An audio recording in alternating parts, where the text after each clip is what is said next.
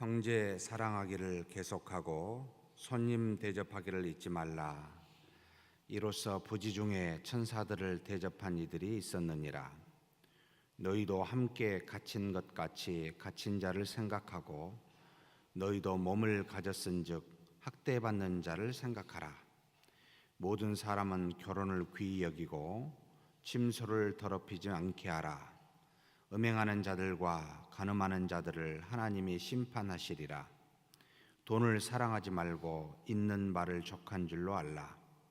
그가 친히 말씀하시기를 내가 결코 너희를 버리지 아니하고 너희를 떠나지 아니하리라 하셨느니라. 그러므로 우리가 담대히 말하되 주는 나를 돕는 이시니 내가 무서워하지 아니하겠노라. 사람이 내게 어찌하리요 하노라. 누군가 우리에게 인생의 주인은 누구입니까? 우리 생명의 주인은 누구입니까? 라고 질문한다면 저와 여러분은 무엇으로 대답할까요? 무엇으로 대답하시겠습니까? 납니다 라고 말씀하시겠습니까? 하나님이십니다 라고 말씀하시겠습니까? 그렇죠. 하나님이십니다 라고 아마 말씀할 겁니다. 그러면 제가 이렇게 물어봐야 됩니다. 하나님이 주시는 능력으로 그 능력을 받아서 내가 살고 있는 겁니까? 능력 많으신 하나님이 내 안에서 지금 살고 계십니까? 라고 물으면 여러분 뭘로 대답하시겠습니까? 하나님이 나에게 능력을 주어 내가 살고 있다라고 생각하면 주인은 누구지요? 하나님이 아니시라. 내가 주인일 거고 나는 아무것도 없고 아무 존재도 아닌데 능력 많으신 하나님이 네 안에 계시사 그분이 살고 있습니다라고 할 때는 이분의 마음속에는 진정 인생의 주인은 하나님이시라고 고백할 겁니다. 이걸 다시 또 이렇게 물어볼 수 있습니다. 내가 주신 믿음을 가지고 살고 있는 겁니까? 믿음을 통하여 하나님이 나로 살게 하고 계십니까? 묻는다면 여러분은 어떤 대답이 맞는 대답으로 답하시겠습니까? 저와 여러분은 사실 세상 별 관심이 없어요. 안 그렇습니까? 말하고 해도 별로 그렇게 크게 영향받지 않는데 문제는 성경을 보고 하나님을 알고 믿는 믿음의 사람들이 놀랍게도 사고방식과 행하는 모든 태도는 용어만 하나님이요 믿음이라고 쓰지 똑같이 믿음 없는 자와 같은 양태를 갖고 있다는 게 심각한 문제입니다. 그래서 지금까지 기독교 역사를 예수 그리스도 이후에 2000년의 역사를 볼 때 여러분 교회는 무엇으로 죄를 짓는지 아십니까? 절대 세상의 이름으로 죄를 짓지 않습니다. 놀랍게도 하나님의 이름으로 죄를 짓습니다. 이것이 믿음이라고 말하며 죄를 짓습니다. 그러니 용어 가지고 우리는 속아서는 아니 됩니다. 정말로 진심으로 하나님이 나의 주인이시라고 믿는다면 내 인생의 주인이시라고 믿는다면 우리의 사고 방식이 어쩐지를 다시 돌아볼 필요가 있습니다. 정말 내가 주신 은혜 가지고 사는 겁니까? 하나님이 내 안에서 살으사 나로 하여금 그 은혜를 드러내사 영광 돌리게 하시는 겁니까? 우리는 종종 계속 받아서 뭔가 하나님이 나에게 주어서 이걸 가지고 내가 이것을 가지고 사는 것처럼 착각하는 어린애들이잖아요. 어린아이는 그렇게 생각합니다. 어린데도 어리다고 생각이 안 듭니다. 의식을 못합니다. 아예. 그러면서 항상 엄마를 사랑하고 세상을 좋아하죠. 근데 항상 주인은 자기입니다. 항상 세상은 자기를 중심으로 돌고 있다고 생각하면 그렇게 이야기하면 할수록 사고방식은 어린아이지요. 그런데 하나님을 중심으로 돌고 있다고 생각하고 내 뜻과 의지대로 세상이 되지 않는다고 생각하면 할수록 이것은 어린아이가 아니라 그제서야 철이 들었다, 성인이다라고 말합니다. 아, 그렇구나. 내가 할 수 있는 것이 정말 한 가지가 없구나. 세상에 나이가 들어 머리가 희끗하면 할수록 계속 절절하게 느끼는 건 너무나 무능하다는 겁니다. 나는 너무나 할 수 있는 게 없다는 겁니다. 하나님이 아니고서는 도대체 할 수 있는 것이 무엇인가라고 물을 때마다 할 수 없다라는 생각밖에 안 듭니다. 그래서 더더욱 머리가 숙여지고 더더욱 찾아지고 더더욱 구합니다. 이거 해달라고. 아주 작은 것부터 큰 것에 이르기까지 정말 내가 할 수 있는 것이 너무나 없습니다. 하나님 정말 도와주십시오. 이렇게 간 게 주인은 정말 인생의 주인은 내가 아니구나 라는 걸 깨달았을 때 그때부터 기도가 바르게 되고 그때부터 세상과 사람과 사물을 볼 때 바른 시각을 갖게 된다라는 생각을 합니다. 수많은 소리가 들리는데 별로 그렇게 영향받지 않고 흔들려지지 않습니다. 그냥 지나가 버립니다. 그런 소리는. 그런데 하나님의 말씀은 그렇게 안 되게 되네요. 하나님이 이 땅에 계신다면 무엇으로 계실까라고 물을 때마다 여러분, 예수 그리스도가 이 땅에 오셔서 어디에 계시고 무슨 말을 했습니까? 절대 있는 자와 절대 화려한 데와 절대 크다고 하는 데는 인석은 적이 없으십니다. 그렇다면 우리는 그리스도를 보면 정말 하나님의 사랑과 하나님이 계시할 곳이 어디인지, 우리 교회도 마찬가지입니다. 정말 어디에 계실까요? 어디에서 무엇을 하고 계실까요? 라고 묻는다면 여러분, 성경의 그리스도를 보면 답이 나옵니다. 그래서 내가 그리스도와 같다면 저렇게 살아야 되겠다라는 생각을 합니다. 그렇게 살고 계시지요? 그렇지요? 그런 저와 여러분 되시길 주의 이름으로 축복합니다. 지난주에 히브리서 12장 25절에서부터 29절 말씀을 살펴봤습니다. 제가 그냥 원어로 직역된 걸 풀어서 말씀드리겠습니다. 너희들은 말씀하신 일을 거역하지 않게 유념하라. 하나님의 말씀이지요.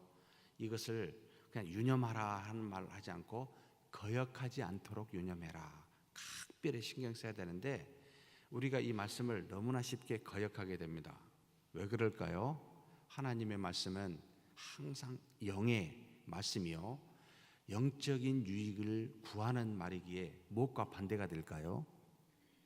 육체와 반대됩니다. 그래서 항상 우리는 육체적으로 따라가면 너무나 쉽게 말씀을 거역하기 때문에 내 생각나는 대로, 내가 육체가 바라고 원하는 대로 가면 100% 여러분 하나님과 상관없이 그의 말씀을 어기게 되어 있습니다. 그래서 너는 말씀을 거역하지 않게 유념해라 라고 우리에게 당부합니다. 말과 행동만이 아닙니다. 사고까지요, 생각까지도 그래야 됩니다. 왜냐하면 모든 악은 어디서 나오죠? 우리의 쌓은 마음에서 나옵니다. 이 마음이 악으로 쌓여져 있으면 시간 문제예요. 여러분, 살인죄를 성경은, 예수님은 어떤 사람부터 살인이라고 이야기하죠? 그냥 사람을 죽이는 걸 살인죄를 하지 아니하고 미워하면, 무슨 뜻인가요? 마음에 미움이 쌓이면 여러분 그것은 행위로, 말로 결과적으로 뒤에 나타나기 때문에 시간 문제라는 뜻입니다. 결국 네 마음속에 미움이면 넌 곧 살인자다 라는 뜻입니다. 그래서 쌓은 마음에서 모든 게 나오기 때문에 여러분, 우리의 마음이 무엇으로 채워져 있습니까? 육체의 어떤 정욕으로 채워져 있다면 여러분 그냥 나중에 시간 문제예요. 사람이 많이 보일 때는 안 드러날 거예요. 체면이 있으니까. 그러나 혼자 있을 때, 자기 이익과 결부될 때 문제가 뭔가 터졌을 때 내 마음대로 안 될 때는 드러납니다. 그냥 피할 수 없게 드러나게 돼 있습니다. 그렇다면 평소에 무엇으로 우리 마음에 쌓아야 되겠습니까? 성령의 하나님이 주신 말씀이지요. 얼마나 말씀을 읽고 듣고 여러분 그 말씀으로 하나님 앞에 기도하십니까? 쌓아놓지 않으면 시간 문제입니다. 지금은 그냥 잠잠할 뿐이지만 금방 나타납니다. 그래서 거역하지 않게 유념해라 라고 당부합니다. 땅에서 경고하신 이를 모세였습니다. 거역한 이들이 피하지 못하였거든 어떻게 되었죠? 다 모세를 거역한 사람들은 하나님으로부터 징계를 받았습니다. 심판을 받았습니다. 그런데 하늘로부터 오신 일 예수 그리스도입니다. 거역한 우리는 어떻게 되겠습니까? 그냥 말하지 않아도 알지 않겠느냐. 종을 세워도 너희가 거역하여 하나님의 심판을 받았거든. 아들을 세웠는데 너희가 믿지 않는다면, 그 말씀을 어긴다면 그게 어떻게 되겠느냐. 상식적으로 한번 생각해봐라 라고 지금 히브리서 기자인 바울이 우리에게 권면합니다. 그러면서 26절 27절에 이렇게 말합니다. 그때는 모세에게 옛 언약을 주었을 때는 소리가 땅을 흔들게 했지만, 그 소리가 그 권능으로 땅이 흔들렸지만, 지금은 그리스도의 은혜를 받은 우리에는 지금이죠. 약속하여 말씀하시길 내가 단지 땅만이 아니라 하늘도 한번 진동하리라. 피조물뿐만 아니라 천상의 세계까지 진동하게 될 것이다 라고 말합니다. 내가 한 번이라고 말한 것은 내가 변화될 것을 흔들므로써, 변화되어진 세상에 있는 것을 흔듦으로써 어떻게 하시기 위해서요? 이것들로 하여금 흔들리지 아니하는 것들로 남게 하기 위해서, 썩어 없어질 이 세상의 것을 하나님이 한번 확 흔들어서 그리스도로 말미암아 썩지 아니할 영원한 것으로 만들기 위해서 내가 흔든다. 한 번만 흔들어도 족하다 이런 뜻입니다. 그러면서 28절에 뭐라고 이야기합니까? 그러므로 너희들은 흔들리지 않는 나라를 받았지 않냐는 거예요. 그리스도께서 이 땅에 한번 흔듦으로 하늘과 땅에 있는 모든 것을 흔듦으로 영원한 나라를 너희가 받지 않았느냐. 그러면 우리는 그걸 어떻게 해야 됩니까? 받았기 때문에 두 가지를 말합니다. 무엇을 가지자? 이것을 가지라는 거예요. 이 은혜를 우리에게 대가 없이 은혜로 공짜로 줬다는 겁니다. 예수님이 오셔서 십자가에 죽으셨고, 그 죽으신 공로를 통해 성령이 우리 안에 내주어서 이걸 값없이 우리에게 주셨습니다. 우리가 영원한 나라를 위해서 우리가 한 것이 아무것도 없습니다. 어떤 것도 하나님 앞에 주어 본 적이 없습니다. 그래서 이것을, 은혜를 주었으니까 어떻게 해요? 누리라는 겁니다. 가지라는 겁니다. 붙들라는 겁니다. 어떻게 붙들어야 됩니까? 붙들 만한 뭐가 있습니까? 어떻게 붙듭니까? 보이지 않는 영원한 나라를. 예? 바지가랑이를 붙들듯이 뭘 붙들어야 되는데 잡힙니까? 어떻게 붙들라는 거죠? 믿으라는 거예요. 우리는 믿잖아요. 믿으라는 겁니다. 믿는다고 말해놓고 속으로는 안 믿으면 이게 안 믿는 것이죠. 믿으라는 겁니다. 그 나라가 오게 됨을 믿으라는 겁니다. 그 나라 가는 사람들을 매일 보잖아요. 우리도 언젠가 갑니다. 불변의 진리입니다. 믿으라는 겁니다. 은혜를 가지자. 은혜를 가져라. 그러면서 살아있는 동안에 하나님을 받으실 만한 경배 예배를 드려야 되는데, 받으실 만한 경배 예배는 두 가지를 갖고 해야 됩니다. 어떻게 해요? 경건과 경외라고 쓰고 있습니다. 경건은 무엇이죠? 하나님 앞에서 그 말씀을 듣고 하나님의 뜻을 따라 세상과 구별되게 살고, 과와 과부를 환난에 돌보는 사랑을 베풀며, 야고보서 1장 27절 말씀입니다. 흠없고 거짓 없는 경건이라 해가지고 이걸 가지고 살면서 동시에 뭐요? 경외라. 살아계신 하나님을 계시다고 믿고 즐겁게 두려워해라 라고 이야기합니다. 이게 받으실 만한 우리의 경배입니다. 그렇게 하고 계시지요? 그러니까 이 자리에 나와 계시잖아요. 그죠? 우리는 경건과 경외로 그분을 섬깁니다. 그분을 믿는 겁니다. 그러면서 오늘 13장 1절에 바울의 특징입니다. 전부 믿음이 무엇인지 말하고 믿음이 어떤 것인지 정확하게 정의하고 믿는 사람들은 이제 이렇게 살아라. 믿음 뒤에 뭐가 따라와야 되겠습니까?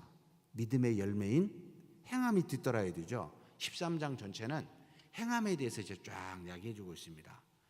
로마서 12장 이후에 12장까지 딱 피크를 해놓고 12장 뒤부터는 딱 행함을 이야기합니다. 이제 믿는 자는 이와 같은 모습으로 드러나기 때문에 이렇게 사는 것이다라고 가르쳐주고 있습니다. 그래서 1절부터 6절까지 적어도 우리에게 5가지를 믿음의 열매인 우리에게 가지고 나타날 것이라고 이야기합니다.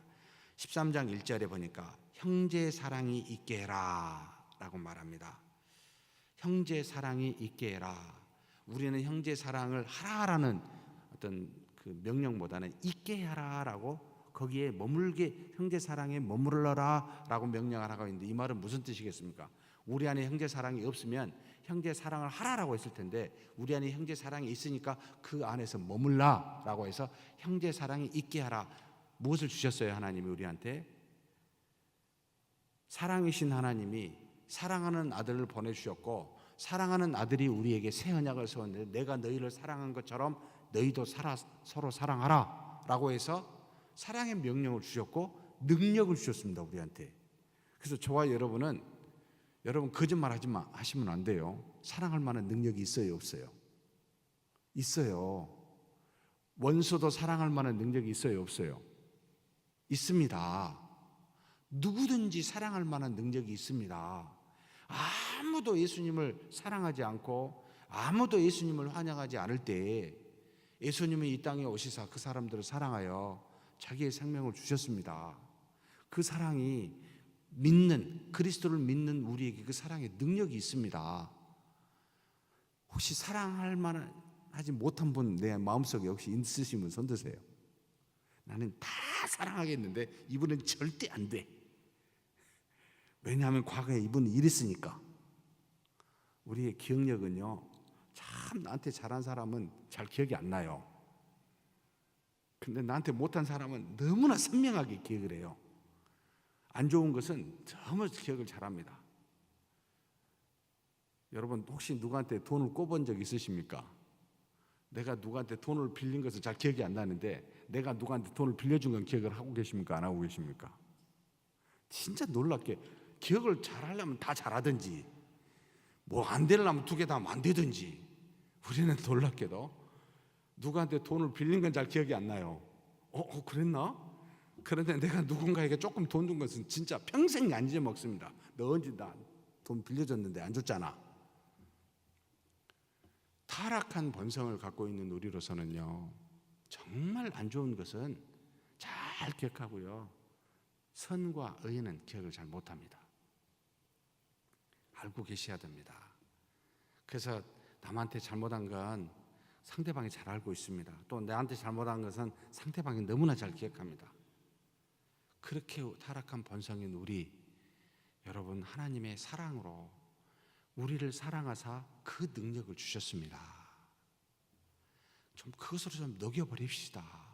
잊혀버릴 정도로 녹여버리십시다. 안 잊어지기 때문에 우리로 하여금 예배를 드릴 때 하나님께 제사를 드릴 때 내가 누구에게인가 원수를 짓는 것이 생각나거든 뭐하라 그랬죠? 예?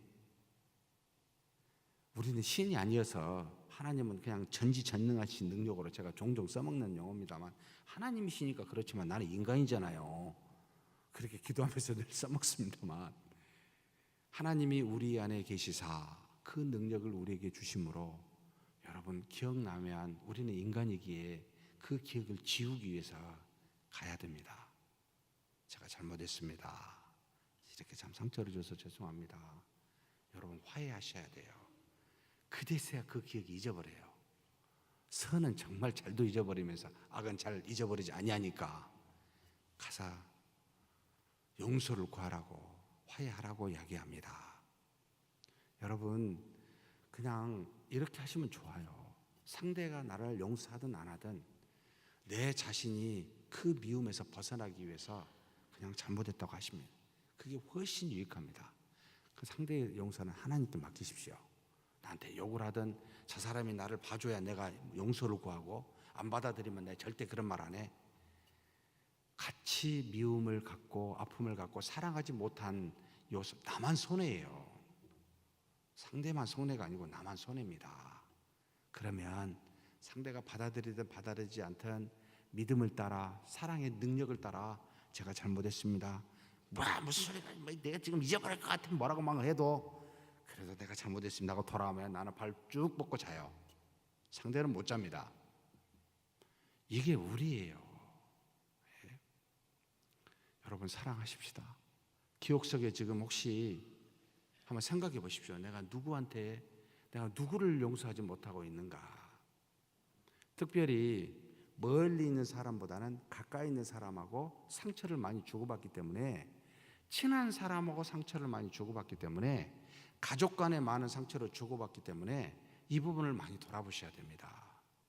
정말 사랑은 쉬운 문제가 아닙니다. 그래서 우리는 연약하기에 용서를 구하고 화해를 구하는 것이 우리입니다. 근데 이렇게 할 수 있습니까? 없습니까? 있습니다. 왜요? 내가 능력이 많아서가 아니라 성령의 능력으로, 사랑이신 하나님의 능력으로 할 수가 있습니다. 이걸 해보십시오. 무슨 일이 일어나나 해보셔야 돼요. 아, 이렇구나. 하나님이 이렇게 살아계시구나를 그제서야 알게 됩니다. 우리 교회가 오랜 기간에 우리도 알고 밖에도 알고 하는 수많은 여러 가지 어려움들, 이제는 이걸 좀 녹이면 안 되겠습니까? 우리 노력으로는 안 됩니다. 그런데 성령의 하나님의 능력으로, 사랑이신 하나님의 능력으로 좀 녹여봤으면 좋겠습니다. 상대가 어쨌든 내 마음속에 있는 미움을요, 내 마음속에 쌓여있는 상처를요, 이것부터 안 녹이고 우리가 무엇을 할 수 있습니까? 그래서 형제의 사랑이 있게 해라 라고 우리에게 이야기합니다. 주셨기 때문입니다. 근데 왜 brotherly love라고 했을까요? 그냥 모든 사람을 사랑하는 것보다 형제 사랑이라는 말을 썼을까요? 이것은 우리에게 있어서, 이 땅에 있어서 가장 중요한 존재가 하늘의 가족이라는 겁니다. 영적인 가족이라는 겁니다. 믿음의 형제 자매라고 이야기하고 있습니다. 영원히 하나님의 나라에서도 함께 살 가족이기 때문에 이 땅에 있는 형제 사랑하는 것부터 해야 된다는 겁니다. 이것에 머물러 있으라고 지금 이야기합니다. 육체적인 가족 관계보다 더 중요한 것이 여러분 영적인 가족의 관계입니다. 왜냐하면 육체적인 관계는 모형이에요. 그림자일 뿐이에요. 본질적인 실제적인 우리의 관계는 하늘에 있는 영원한 하나님의 나라에서 하나님을 아버지로 모시는 우리의 영적 가족이 본질입니다. 이게 여기에서 모형을 하나님이 우리에게 구현하도록, 그래 가족에서 한번 해봐라, 이 사랑이 거기에 있을 것이다 라고 주시는 겁니다. 그래서 그냥 어디에도 가족관계의 사랑을 성경은 말하지 않습니다. 형제의 사랑을 말합니다. 본질이기 때문에 그렇습니다. 그 다음에 두 번째 2절에 뭐라고 이야기합니까? 환대하기를 잊지 말라. 우리 한글 성경은 손님이라는 말, 손님 접대했는데 해석을 했었습니다만, 그냥 원어로는 환대, 누구든지 환대하기를 잊지 말라라고 말합니다. 이를 통해 부지 중에 천사들을 대접하는 이들이 있도다. 누구든지 이 땅에 여러분 이웃에 대해서 환대하십시오. 그를 필요한 것을 채워주십시오. 그리 하다 보면 우리가 알지도 못하는 사이에 그 사람에게 도움을 줄 수도 있고 하나님이 이 땅에 보낸 사자를 접대할 수도 있습니다. 그래서 부지 중에 어떤 사람에게 한 것이 하나님께 참 예수 그리스도께 먹이고 입히고 그분에게 도움을 주는 그와 같은 일이 될 수도 있습니다. 그래서 주변의 이웃을 여러분 환대하십시오. 그들의 필요를 보았거든 채워주십시오.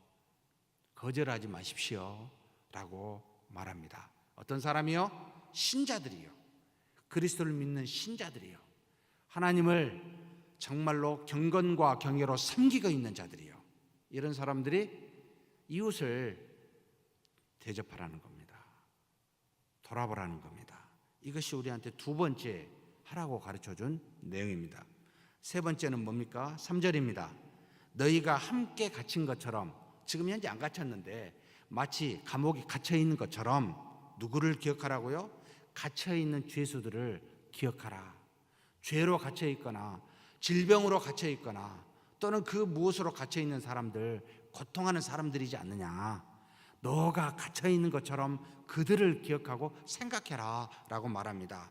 또 너희가 몸을 가진 것처럼 학대받은 자들을 생각하라 하는 겁니다. 이 땅에 모든 이웃에게 환대를 해야 되지만 특별히 이 땅에서 소외된 고통 사람들에 대해서 너 자신이 그렇게 당하는 것처럼 그 사람들을 생각하라 라고 말합니다. 왜요?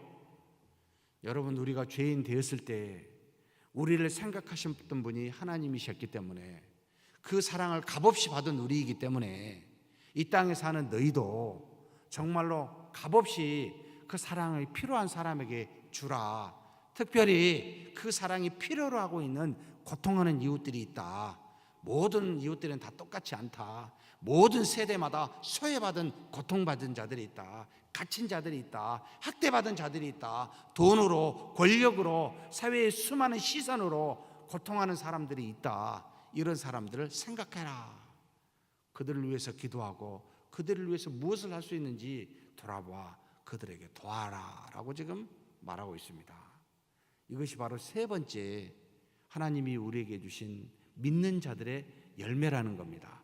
영적인 가족을 생각하는 것, 전체의 이웃을 환대하는 것, 그 중에 특별히 소외된 자를 생각하여 돕는 것, 세 가지를 지금 말해주고 있습니다. 그뿐만이 아닙니다. 4절에 무엇을 이야기하고 있습니까? 우리 자신에게 행하는 이야기 두 가지를 합니다. 4절을 결혼은 누구든지 귀한 것으로 침상은 더럽혀지지 않게 음행하는 자와 간음하는 자는 하나님의 심판이, 이렇게만 써놨어요 그냥. 근데 우리 한글 성경은 조금 말이 되게 동사를 붙여놨습니다. 모든 사람은 결혼을 귀히 여기고 침소를 더럽히지 않게 하라. 음행하는 자들과 간음하는 자들은 하나님이 심판하시리라. 당연히 말씀이지만 원어는 조금 시적으로 표현했습니다. 뭐라고요? 결혼은 누구든지 귀한 것으로, 여러분 하나님이 이 땅에서 살도록, 이 땅에 사는 동안 사랑을 구현하도록 주시는 그 가족, 결혼은 귀한 것으로 여겨라. 어떤 상황에서든지 가장 귀한 것으로 여겨라 라고 말합니다. 이것도 참 살면서 요즘에 젊은이들이 경제적인 부분으로 가치관이 발달되어서 결혼에 대해서 그와 같은 자본주의적 입장에서 생각하고 판단하여 결혼을 안 해도 되고 해도 되고, 애를 낳으면 하나 키우는데 얼마나 힘드니까, 그러니까 낳지 않는 것도 참 좋겠다 생각하고, 정말로 세상에 따라서 결혼관이 달라져 버렸습니다. 아니요, 성경은 우리로 하여금 여러분 서로 도와 하나님의 사랑을 구현하라고 주신 것이 가정이요 곧 결혼입니다. 반드시 해야 됩니다. 결혼은 여러분 누구든지 귀한 것으로 여겨야 됩니다. 그리고 그렇게 맺어진 가정이라면 뭐요? 침상은 더럽혀지지 않게, 결혼 안에 주어진 그 계약의 관계를 깨뜨리지 말라는 겁니다. 그것을 함부로 여겨서 침상을 더럽히지 않게 하라 라고 말합니다. 이 땅에 눈에 보이는 부모를 사랑하지 못하고 눈에 보이지 않는 하나님을 사랑한다고? 그 거짓말이잖아요. 이 땅에 사랑에 구현하라고 가정에 있는 것이 안 되는데 보이지 않는 하나님을 사랑한다고? 이것도 거짓말이 되잖아요. 그래서 모형으로 준 것에 대해서 여러분 구현하고 있으면 그 모양의 실체에 대해서도 잘할 것이다 라고 말하는 겁니다. 결혼은 누구든지 귀한 것으로 침상은 더럽히지 않게 라고 말합니다. 그러면서 우리에게 뭘 말합니까? 두 가지가 되지 말라는 겁니다. 음행하는 자, 간음하는 자, 육체적인 쾌락을 쫓아 사는 사람을 대표적인 형태로 늘 이 성경은 이런 표현을 쓰고 있습니다. 신약에서 하나님의 뜻인 영적인 부분으로 살지 아니하고 육체적인 쾌락을 따라 사는 사람, 간음하는 자, 음행을 추구하는 자, 이런 사람은 어떻게 되겠습니까? 당연히 육체적인 열매를 맺으니 하나님의 심판이 있으리라 라고 말합니다. 하나님의 심판이 있다고요. 육체의 열매는 결국 뭡니까? 썩어지고 죽는 겁니다. 여러분, 그러니 그것에서 멀리하라는 겁니다. 이것이 바로 네 번째 우리에게 요구하고 있습니다. 하나님이 주신 결혼을 귀히 여기고 음행하지 아니하는 육체적 쾌락을 쫓지 말아라 라고 하는 게 네 번째 그리스도를 믿는 신자들의 모습이다라는 겁니다. 육체적인 쾌락과 상관이 없는 존재이기 때문에. 그러면서 마지막 다섯 번째 이야기하고 있습니다. 5절입니다. 돈을 사랑하지 않는 자세로 있는 것들을 만족하게 여기라. 세상에 눈에 보이는 물질 돈을 사랑하지 별로 많다 적다 그 자체가 관심인데요. 여러분 그 개념이 없어버려야 됩니다. 많다 적다 없고 그냥 있는 것 자체로 좋게 여길 줄 아는 것. 왜냐하면 하나님이 분명히 일용할 양식을 주신다고 약속하셨습니다. 주십니다. 그러면 주신 거 있는 상태에 비교할 이유가 전혀 없습니다. 여러분 그거 아십니까? 옛날보다 지금이 더 잘 살까요? 못 살까요? 예?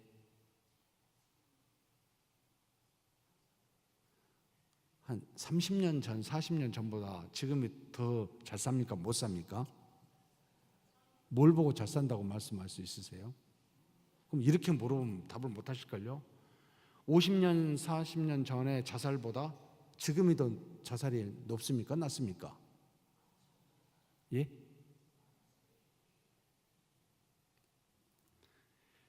우리가 학적으로 빈곤을 정의할 때 두 가지로 말합니다. 절대적 빈곤과 상대적 빈곤을 말합니다. 절대적 빈곤은 물질이 자본주의 안에서 점점 많아지면서 점점 높아져 갑니다. 그래서 옛날처럼 굶어 죽는 사람은 상대적 비율로 줄어듭니다.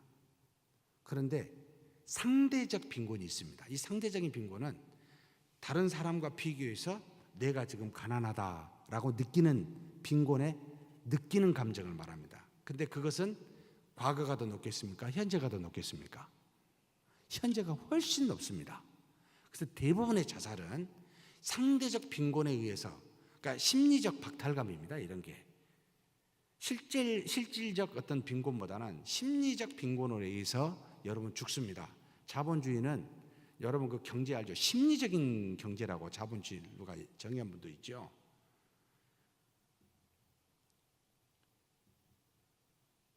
우리가 이 땅에 살면서 여러분 가지고 있는 것이 어찌하든 족한 줄로 여기면요 정말 감사가 됩니다. 공 하나도 감사하고, 안 먹으니까 내 뱃살 빼주게 해준 것도 감사하고, 주시니까 아이고 또 이렇게 맛있는 거 주셔서 감사하고, 그냥 무조건 감사가 됩니다.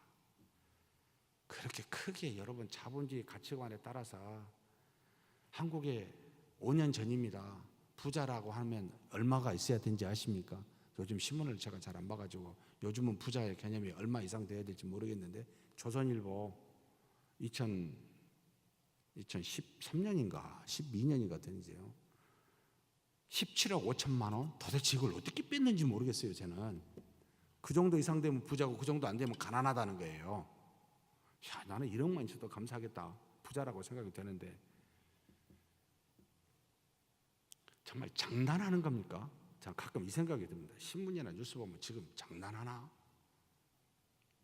갖고 노나 우리를? 여러분, 하나님이 살아계시고 우리에게 먹을 것 주시고 잠잘 것 주시고 입을 것 주십니다. 그게 누구에게나 많든 누구에게 적든 어찌됐든 나한테 주신 거 있는 것은 하나님이십니다. 있는 것으로 여러분 자족할 줄 알았으면 좋겠습니다. 믿는 자는 하나님께서 성경에 분명히 말씀하십니다. 부하게도 하시고 가난하게도 하시고. 왜요? 뒤집었다 엎었다 하십니다. 왜요?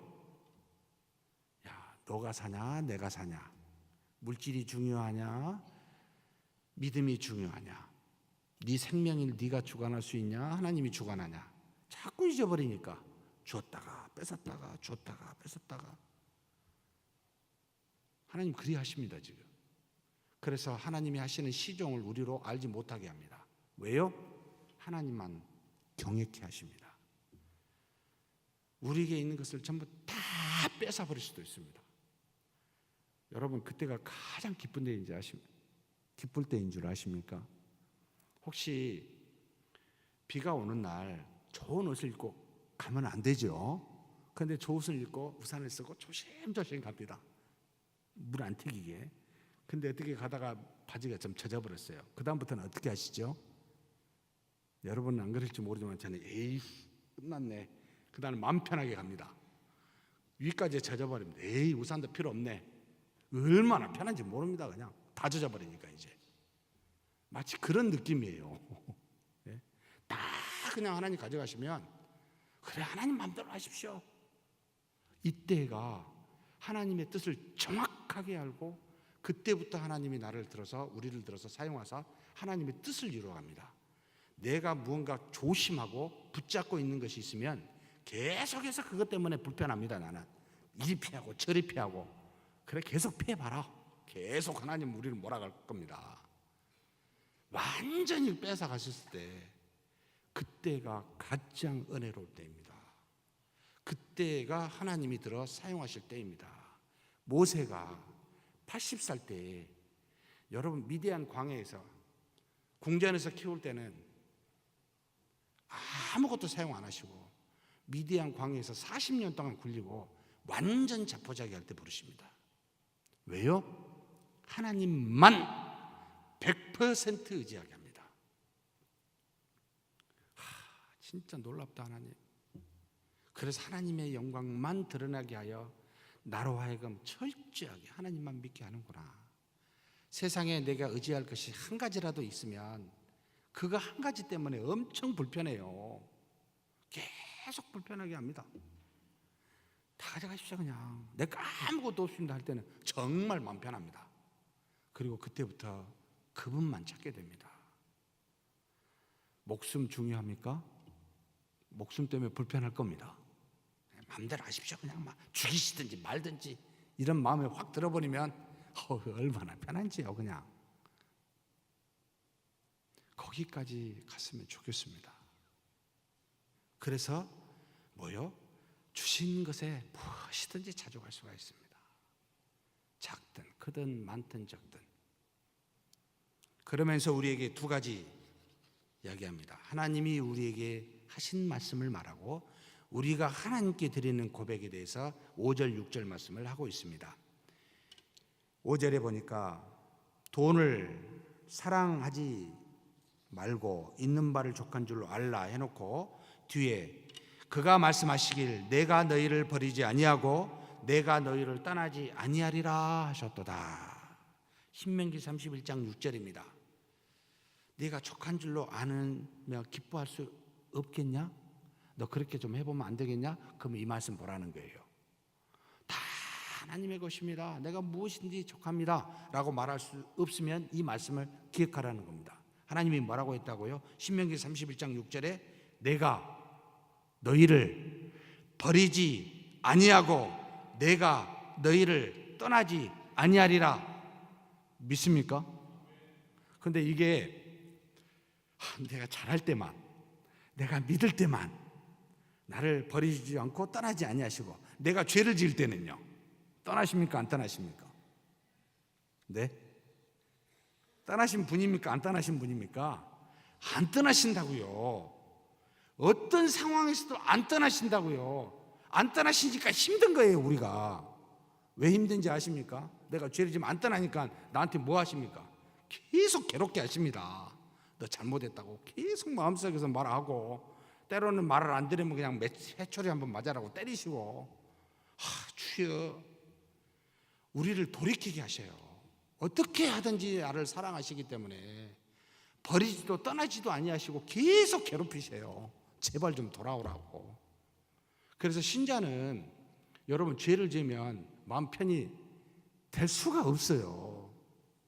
내가 누군가에게 미움을 주고 내가 뭔가에 분노를 내고 내가 뭔가에 죄를 지으면 정말 불편해요. 계속.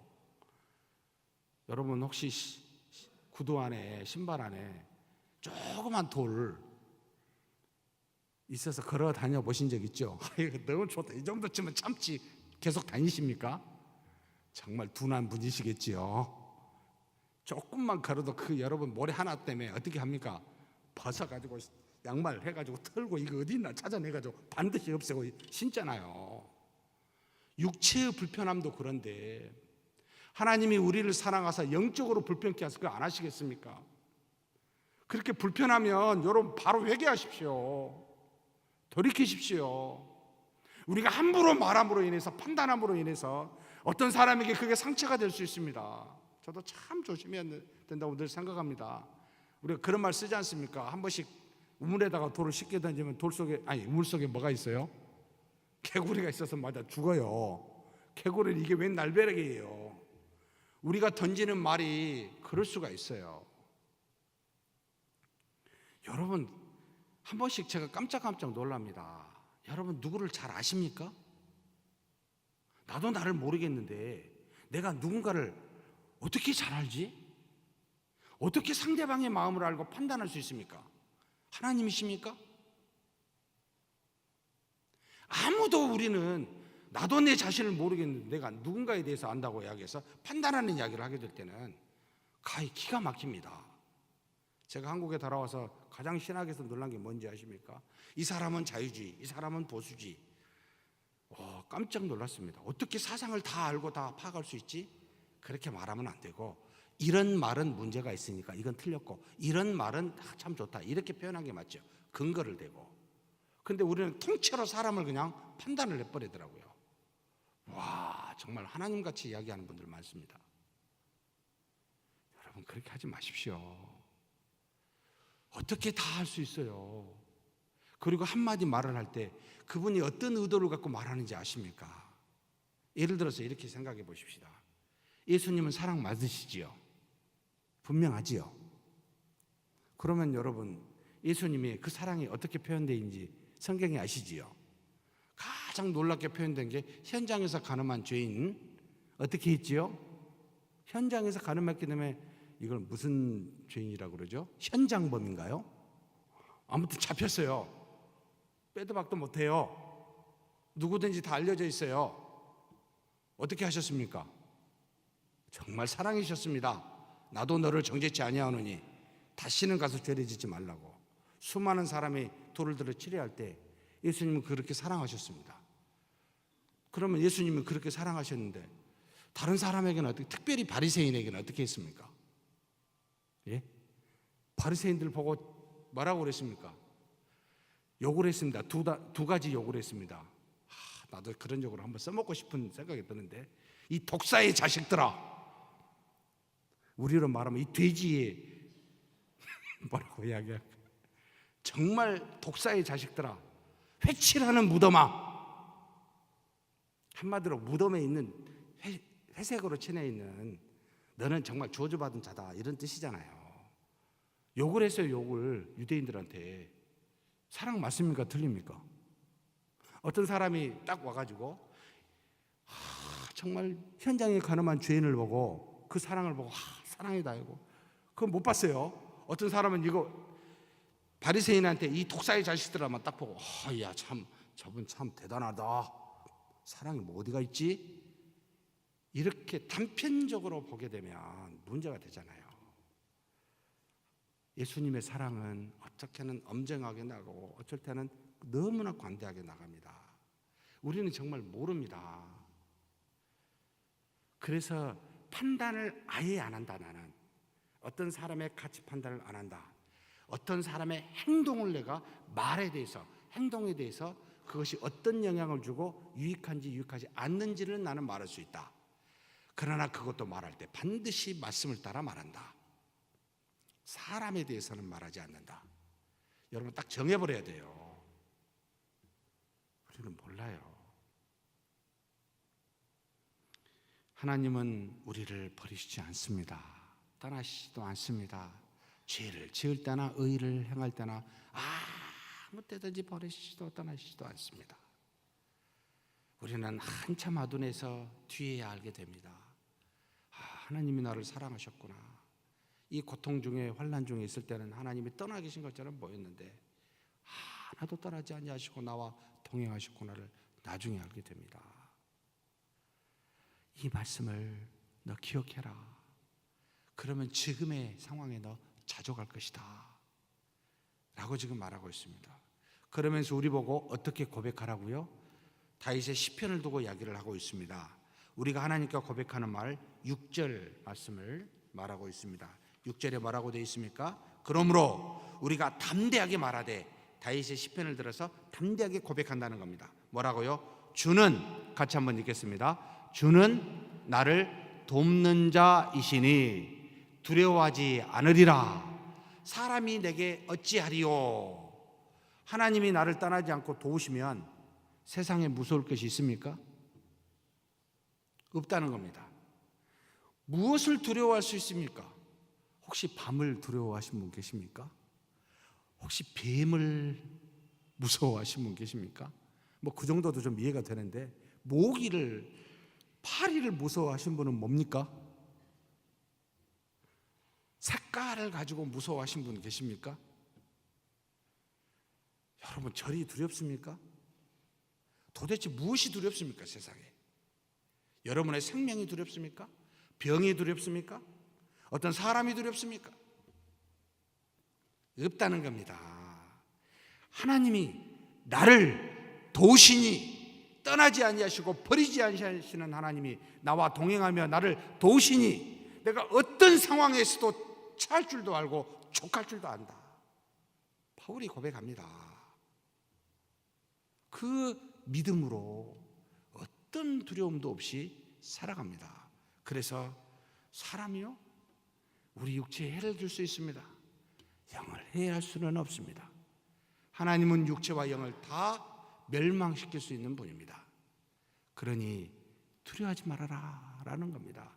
우리가 다윗처럼 그렇게 고백하자는 겁니다. 시편 118편 6절처럼 여호와는 내 편이시라 내가 두려워하지 아니하리니 사람이 내게 어찌할까 라고 말하는 이 다윗처럼, 이 시편처럼 우리도 그렇게 고백하자 라고 지금 바울이 우리에게 권면하고 있습니다. 주가 우리를 도우시니 세상 누구도 무엇도 두려울 게 없다는 말입니다. 그래서 우리의 자신감의 근거는 어디에 있습니까? 자신에게 있습니까? 가족에게 있습니까? 세상에 있습니까? 내 어떤 능력에 있습니까? 아니요. 어디요? 하나님에게요. 하나님이 나와 함께 하시니 나를 도우시니 여기에 내 자신감을 두는 겁니다. 이렇게 사는 저와 여러분이 되기를 주의 이름으로 축복합니다. 하나님 아버지, 감사합니다. 부족하고 연약한 우리들입니다. 그리스도를 믿게 하시고 신자되게 하셨은즉 하나님 항상 형제 사랑의 능력을 주셨사오니 그곳에 있게 하여 주옵소서. 수많은 사람을 가리지 아니하고 환대하게 하여 주옵소서. 그러나 특별히 세상에 소외받고 고통받는 자들을 기억하고 생각하게 하시며, 그리고 무엇보다 하나님이 주신 이 땅에 모형으로 주신 가정과 결혼을 중히 여기고 귀히 여기며 침상을 더럽히지 아니하고 쾌락을 쫓아 사는 자가 되지 않도록 붙들어 주시옵소서. 우리는 이 땅에 살면서 세상에 사는 사람들처럼 돈을 사랑하지 아니하고 그런 자세로 살지 아니하고 지금의 형편과 사정에 있는 것을 자족하며 만족하며 살게 하여 주옵소서. 비록 우리가 심한 환난과 고난에 있다 할지라도 하나님이 우리를 도우시니 두려워하지 않게 도와주시고 이 믿음으로 반드시 이기사 하나님의 영광을 드러낼 수 있는 우리 모두가 되게 하여 주시옵소서. 우리 주님 예수님의 이름으로 기도하옵나이다. 아멘.